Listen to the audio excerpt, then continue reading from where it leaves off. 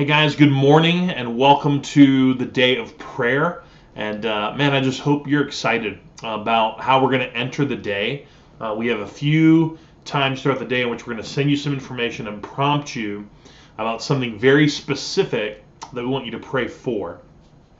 We are starting this morning praying for the church, praying for God's church and the local expression of His church, which would include Journey.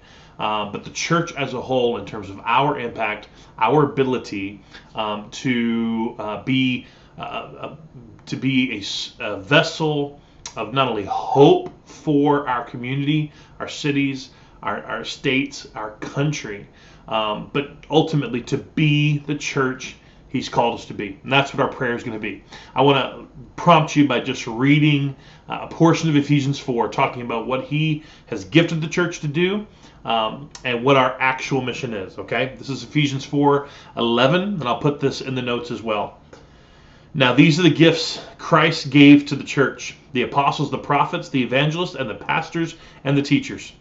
Their responsibility is to equip God's people to do His work and to build up the church, the body of Christ.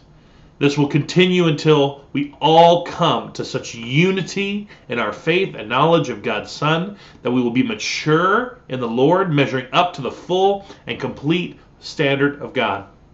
That we will no longer be immature like children. We won't be tossed and blown about by every wind of new teaching. We will not be influenced when people try to trick us with lies so clever they sound like the truth. Instead, we will speak the truth in love, growing in every way more and more like Christ, who is the head of the body, the church. He makes the whole body fit together perfectly. As each part does its own special work, it helps the other parts grow so that the whole body is healthy and growing and full of love. That's our prayer today, guys. Not that we would be tossed about, not that our current society would see division in the church, but that we would be growing in unity, growing in the fullness and the knowledge of God, representing His church, representing His body.